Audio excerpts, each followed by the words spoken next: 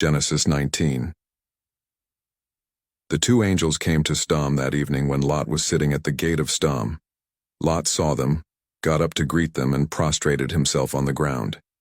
He said, "Hear now, my lords, please come over to your servants' house, spend the night, wash your feet, get up early, and go on your way." "No," they answered, "we'll stay in the square." But he kept pressing them. So they went home with him, and he made them a meal, baking matzah for their supper, which they ate. But before they could go to bed, the men of the city surrounded the house, young and old, everyone from every neighborhood of Sodom. They called Lot and said to him, "Where are the men who came to stay with you tonight? Bring them out to us. We want to have sex with them." Lot went out to them and stood in the doorway, closing the door behind him, and said, "Please, my brothers, don't do such a wicked thing. Look here, I have 2 daughters who are virgins. Please let me bring them out to you, and you can do with them what seems good to you. But don't do anything to these men, since they are guests in my house." "Stand back," they replied. "This guy came to live here, and now he's decided to play judge.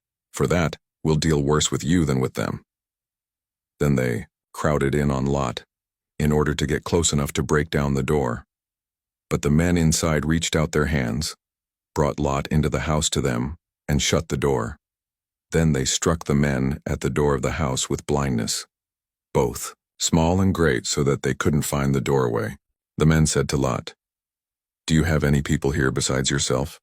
Whomever you have in the city, son-in-law, your sons, your daughters, bring them out of this place, because we are going to destroy it. Adonai has become aware of the great outcry against them, and Adonai has sent us to destroy it." Lot went out and spoke with his sons-in-law who had married his daughters and said, "Get up and leave this place, because Adonai is going to destroy the city." But his sons-in-law didn't take him seriously. When morning came, the angels told Lot to hurry. "Get up," they said, "and take your wife and your 2 daughters who are here. Otherwise you will be swept away in the punishment of the city." But he dallied. So the men took hold of his hand, his wife's hand, and the hands of his 2 daughters.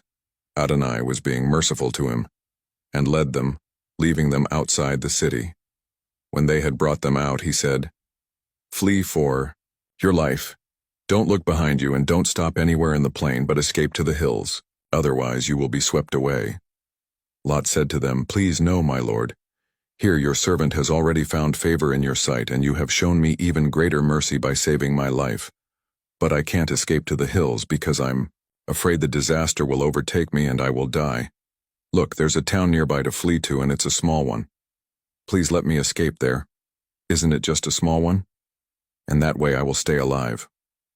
He replied, "All right, I agree to what you have asked. I won't overthrow the city of which you have spoken.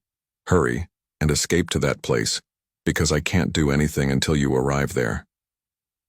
For this reason the city was named Zoar. By the time Lot had come to Zoar, the sun had risen over the land. Then Adonai caused sulfur and fire to rain down upon Sodom and Gomorrah from Adonai out of the sky. He overthrew those cities, the entire plain, all the inhabitants of the cities, and everything growing in the ground. But his wife looked back from behind him, and she became a column of salt. Abraham got up early in the morning, went to the place where he had stood before Adonai, and looked out toward Sodom and Gomorrah, scanning the entire plain. There before him the smoke was rising from the land like smoke from a furnace. But when God destroyed the cities of the plain, he remembered Abraham and sent Lot out, away from the destruction, when he overthrew the cities in which Lot lived. Lot went up from Zoar and lived in the hills with his 2 daughters, because he was afraid to stay in Zoar.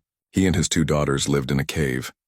The firstborn said to the younger, "Our father is old, and there isn't a man on earth to come in to us in the manner customary in the world. Come, let's have our father drink wine. Then we'll sleep with him, and that way we'll enable our father to have descendants." So they plied their father with wine that night, and the older one went in and slept with her father. He didn't know when she lay down or when she got up. The following day the older said to the younger, "Here, I slept last night with my father. Let's make him drink wine again tonight, and you go in and sleep with him. And that way we'll enable our father to have descendants." They plied their father with wine that night also, and the younger one got up and slept with him, and he didn't know when she lay down or when she got up. Thus both the daughters of Lot became pregnant by their father. The older one gave birth to a son and called him Moab. He is the ancestor of Moab to this day. The younger also gave birth to a son, and she called him Ben-Ami. He is the ancestor of the people of Ammon to this day.